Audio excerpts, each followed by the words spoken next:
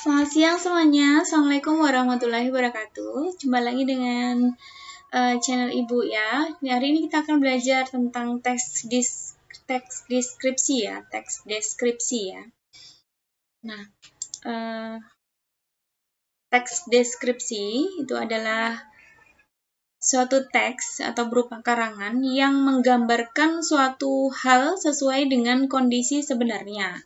Nah, ini adalah pengertian teks deskripsi secara umum ya. Nah, baik, jadi pada saat kita membaca sebuah teks, kalau itu berupa teks deskripsi, kita seakan-akan dapat melihat langsung apa yang sedang kita baca. Kenapa? Karena di dalam isinya berisi tentang suatu gambaran sesuai dengan kondisi sebenarnya, tentang suasananya, tentang apa yang dilihat, misalnya tentang pepohonan, bagaimana bentuk pohon, kalau misalnya yang dilihat orang itu bagaimana bentuk tubuhnya, bentuk rambut, panjang rambut, warna rambut, dan sebagainya diceritakan di dalam sebuah teks deskripsi. Jadi, sehingga dapat kita simpulkan bahwa pengertian teks deskripsi yaitu suatu paragraf yang isinya berupa penggambaran terhadap suatu objek, tempat, dan juga peristiwa tertentu pada para pembaca dengan jelas secara terperinci, seperti itu ya. Nah, deskripsi juga dapat kita artikan sebagai suatu gambaran terkait suatu hal yang digambarkan dengan keadaan yang sebenarnya. Nah, isi dari teks deskripsi tersebut berisi tentang penggambaran tempat, ya, penggambaran tempat suatu objek maupun peristiwa tertentu sehingga kita bisa melihat seakan-akan bisa melihat langsung, seakan-akan bisa merasakan langsung, dan seakan-akan bisa mencium langsung aromanya, serta seakan-akan bisa mendengar langsung apa yang diceritakan oleh pembaca, seperti itu. Nah, pengertian teks deskripsi menurut para ahli, di sini menurut Taufikur Rahman,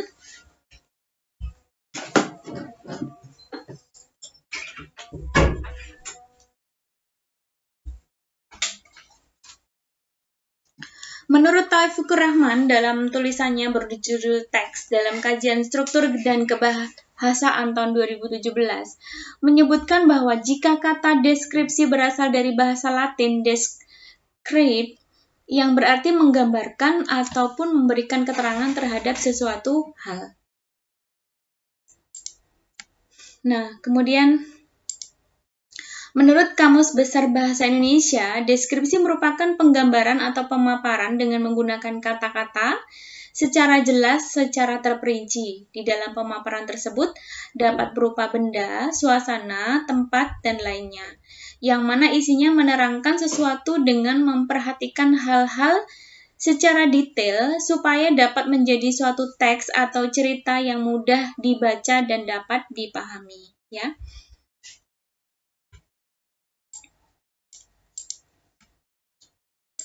Kemudian ini ada tujuan teks deskripsi. Apa sih tujuan penulisan teks deskripsi ya? Jadi ada beberapa tujuan di sini. Teks deskripsi memiliki tujuan untuk menggambarkan objek secara terperinci dan subjektif, atau menggambarkan keadaan suatu objek dari sudut pandang penulis sehingga mudah untuk dipahami. Nah, di sini penulis harus memberikan gambaran objek sekonkret mungkin atau senyata mungkin, sehingga pembaca seakan-akan dapat merasakan, melihat, serta mendengarkan, ya. Serta objek yang dibahas dalam teks deskripsi lebih memiliki sifat khusus, ya. Lalu objek yang dideskripsikan tersebut bersifat pendapat personal, ya, seperti itu. Nah, adapun ciri-ciri teks deskripsi ya. Ciri-ciri umum dari teks deskripsi yang pertama adalah menerangkan objek berdasarkan bentuk, warna, ukuran, serta ciri fisik hingga psikis objek dengan terperinci. Berisikan penjelasan atau penggambaran suatu objek.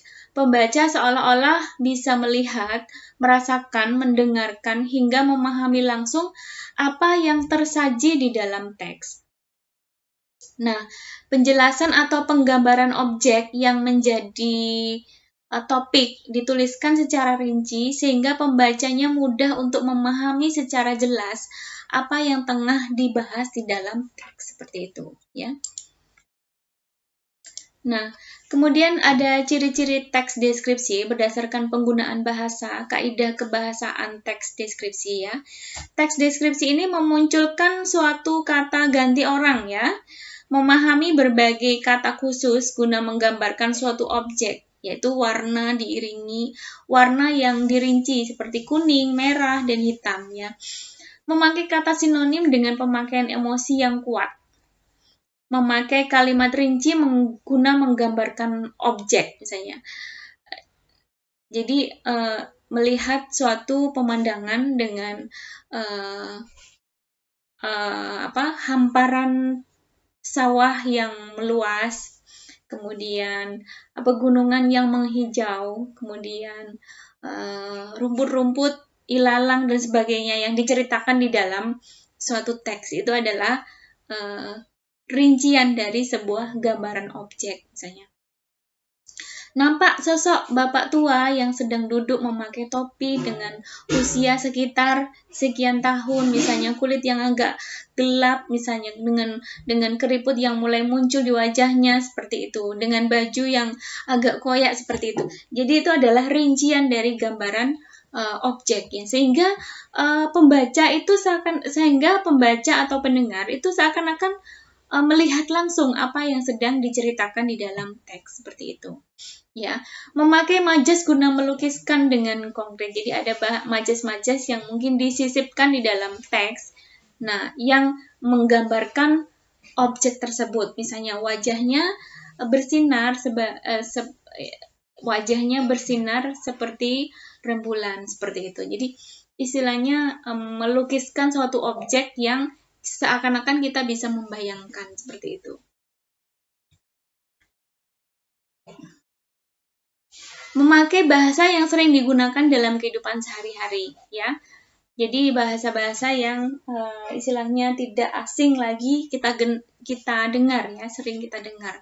Mengandung kata keterangan seperti keterangan tempat, cara, serta yang lainnya untuk memberikan informasi tambahan terkait suatu objek supaya lebih jelas dan mudah dipahami. Contoh, di sekolah, di toko, di kebun, dan lain-lainnya, ya. Kemudian memakai metafora atau bahasa-bahasa kiasan ini tidak wajib, tetapi kalau mungkin disisipkan juga tidak apa-apa.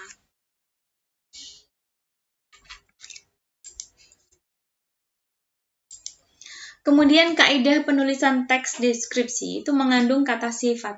Contoh dari dalam kalimat, anak itu nampak sangat semangat bertanding bola, ya. Semangat dalam salah satu contoh dari kata sifat yang menunjukkan mengenai kondisi dari seseorang, ya. Contoh kata sifat yang lainnya adalah asam, pedas, manis, kurus, cantik, terkenal, elok, terpintar, tercantik, kreatif, tercepat, baik hati, rendah hati, ringan tangan, dan lain-lainnya, ya.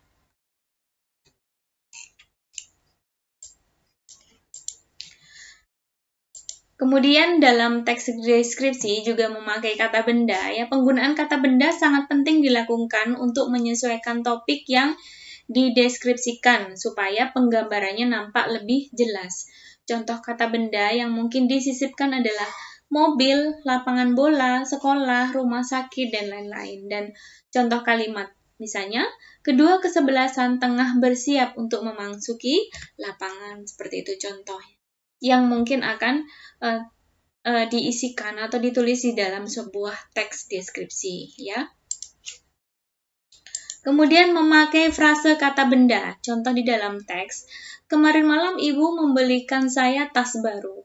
Nah, kata tas baru adalah salah satu contoh frase yang di dalamnya termuat kata benda, ya. Kemudian berikutnya adalah mengandung kata kerja transitif, ya.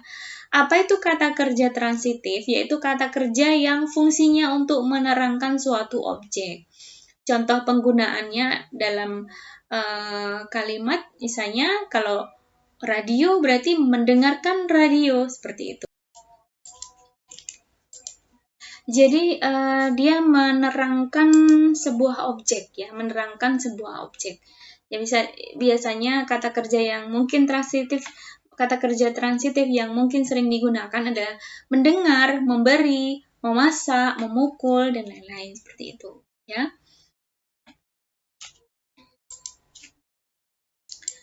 Kemudian di dalam teks deskripsi juga mungkin disisipkan sebuah kata keterangan atau mengandung kata keterangan ya. Kata keterangan memiliki fungsi untuk memberikan informasi tambahan pada objek ya. Contoh di dalam kalimatnya adalah Mama dan adik sedang memasak di dapur, seperti itu. Pada contoh di kalimat di atas, kata di menerangkan tempat kejadian peristiwa, bahwasanya peristiwa tersebut terjadi di dapur.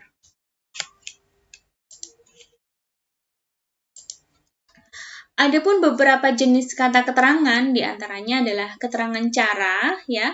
Jadi cara melakukan sesuatu, ya, menerangkan terkait cara yang dilakukan dalam suatu kalimat atau cara melakukan sesuatu, yaitu misalnya contohnya dengan cara lantang, dengan gagah berani, dengan terisak, atau dengan bijaksana, seperti itu.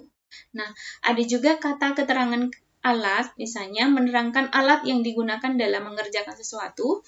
Contohnya adalah menggunakan apa? Menggunakan pisau, atau menggunakan gergaji, atau menggunakan ember, seperti itu, ya.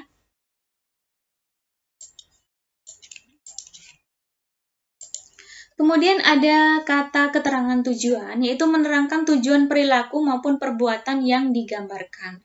Contohnya adalah pemakaian kata supaya dan agar. Misalnya, supaya bersih, supaya irit, misalnya, atau supaya cantik, seperti itu. Jadi, agar, atau tujuannya apa? Agar pintar, jadi belajar agar apa? Supaya pintar, seperti itu. Keterangannya adalah tujuan, disisipkan juga di dalam teks deskripsi. Dan ada juga keterangan sebab yang disisipkan dalam teks deskripsi, yaitu menerangkan sebab atau terkait peristiwa yang sedang berlangsung. Kenapa bisa terjadi, alasannya apa, sebabnya apa, seperti itu. Kemudian ada keterangan waktu. Keterangan waktu menerangkan waktu kejadian ya. Misalnya besok, tahun lalu, lusa, kemarin, dan lain sebagainya. Jadi, kapan waktu itu terjadi? Kemudian ada menunjukkan keterangan tempat ya. Menerangkan tempat peristiwa tersebut berlangsung. Contohnya pemakaian kata kemana, di mana ya, dan lain-lain. Yang penting menjelaskan tempat peristiwa tersebut berlangsung ya. Kemudian 7 mengandung bahasa kiasan ya. Pada umumnya teks deskripsi memakai bahasa metafora supaya nampak lebih menarik untuk dibaca. Contoh di dalam kalimat, melihat perilaku anaknya yang kerap kali pulang malam, sang ayah pun sering naik darah. Naik darah ini adalah bahasa yang menggunakan majas metafora, yang menggunakan bahasa kiasan yang artinya adalah marah ya. Contoh kata kiasan yang lainnya adalah panjang akal, banting tulang, tanggal tua ya, sebatang kara sendirian, naik pitam, udah marah betul. Kepala dingin, jadi tetap cool. Kutu buku, tukang baca buku ya. Sampah masyarakat, artinya yang suka melanggar hukum dan lain-lain seperti itu. Ini adalah kiasan-kiasan ya, atau majas metafora yang sering disisipkan di dalam teks deskripsi. Supaya memudahkan pada penulisan teks jenis ini, berikut ada 3 struktur penulisan teks deskripsi, antara lain adalah yang pertama, identifikasi ya. Merupakan suatu proses menentukan identitas objek yang akan digambarkan. Jadi, ditentukan dulu, diidentifikasi dulu apa sih yang akan ditulis di dalam teks deskripsi? Apakah sebuah pemandangan alam ataukah menceritakan seseorang, seperti itu ya. Kemudian klasifikasi dalam tahap ini akan mengelompokkan berdasarkan standar atau kaidah yang sesuai dan sudah diterapkan ya. Kemudian ada deskripsi bagian. Pada bagian ini berisi gambaran lebih lanjut terkait deskripsi umum secara jelas dan terperinci guna memberikan efek emosional kepada para pembaca, sehingga apa yang digambarkan di dalam teks seolah-olah dapat didengar, dilihat, hingga dirasakan sendiri oleh pembaca.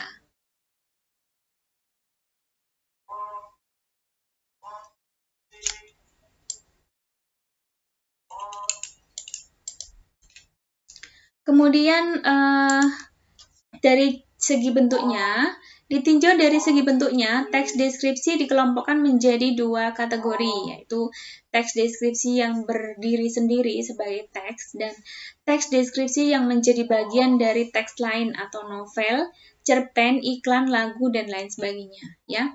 Dari segi objeknya sekarang, dari segi objek, teks deskripsi juga disebut sebagai teks tanggapan deskripsi yang merupakan jenis teks deskripsi yang dengan isi berupa gambaran terkait suasana, tempat, sikap seseorang maupun bentuk fisik dari suatu benda mati ataupun hidup ya.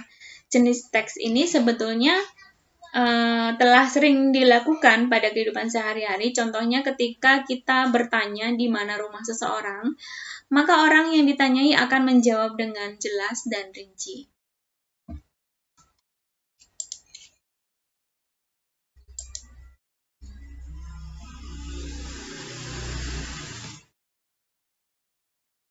Kemudian ada teks deskripsi subjektif ya. Teks deskripsi subjektif ini merupakan penggambaran objek yang dilihat dari kesan yang dilihat oleh si penulis teks ya. Jadi menceritakan kesannya bagaimana sih penulis melihat benda tersebut yang diceritakan di dalam teks. Nah, ini lebih mensoroti ke penulisnya, bukan ke objeknya. Kemudian ada teks deskripsi objektif, yaitu menerangkan objek dengan apa adanya ya, dengan kondisi yang sebenarnya tanpa menambahkan opini dari penulis. Jadi tidak ada menyisipkan bagaimana pendapat penulis tentang benda yang diceritakan tersebut, tapi murni hanya menceritakan benda atau apa yang diceritakan di dalam teks tersebut. Suka atau tidak penulis terhadap benda tersebut tidak disisipkan di sini ya. Teks deskripsi spasial merupakan teks deskripsi yang menjelaskan objek berupa benda, tempat, ruang, dan lainnya.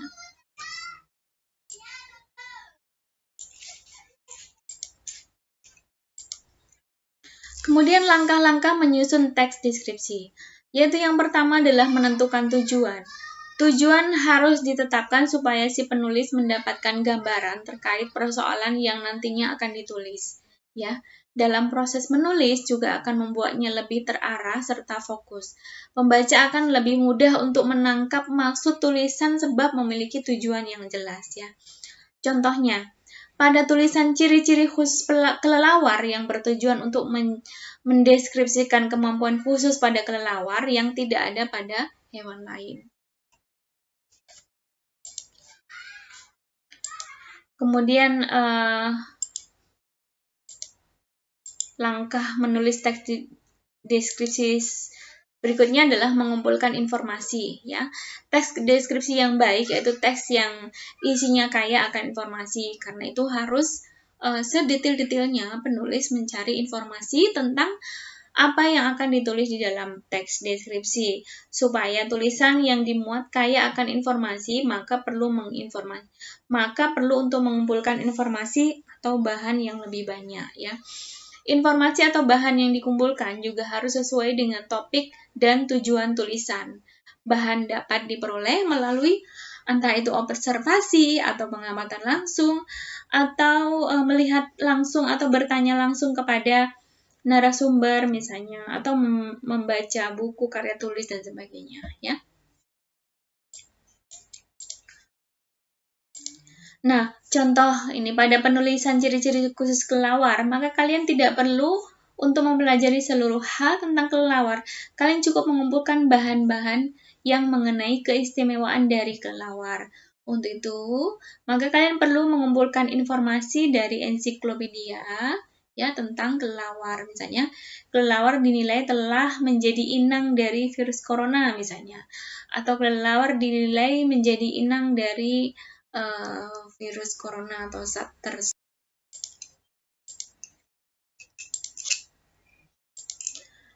Kemudian langkah berikutnya adalah membuat kerangka tulisan, ya. Kerangka tulisan merupakan garis besar cerita yang nantinya akan dituangkan pada suatu tulisan, ya. Kerangka ini diciptakan untuk dijadikan sebagai panduan ketika menulis. Dengan begitu, tulisan akan mempunyai alur yang teratur, jelas, serta enak dibaca. Contoh pada ciri-ciri khusus kelelawar, maka kerangka yang ditulis seperti kelelawar itu tidurnya menggantung, kelelawar mempunyai kemampuan ekolokasi, kelelawar bisa terbang, dan kelelawar adalah hewan nokturnal. Langkah berikutnya adalah mengembangkan kerangka tulisan. Nah, tadi setelah membuat kerangka tulisan pada ini yang kerangka tulisan yang udah dibuat, setelah itu adalah mengembangkan kerangka tulisan, ya. Setelah tema, tujuan, serta kerangka telah selesai, maka selanjutnya akan tinggal mengisi tulisan saja. Ikuti kerangka yang telah dibuat, kemudian manfaatkan bahan-bahan yang sudah tersedia atau informasi-informasi yang sudah kalian kumpulkan tadi.